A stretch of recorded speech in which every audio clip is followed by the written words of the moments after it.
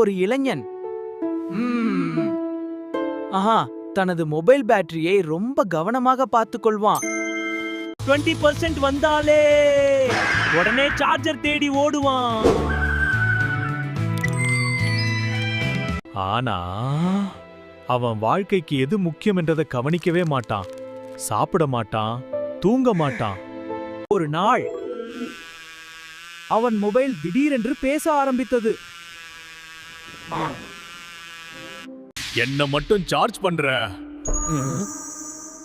உன்னை எப்போ ரீசார்ஜ் பண்ண போற? அந்த வார்த்தை அவனை யோசிக்க வைத்தது. அந்த நாளிலிருந்து அவன் தன்னையும் கவனிக்க ஆரம்பித்தான்.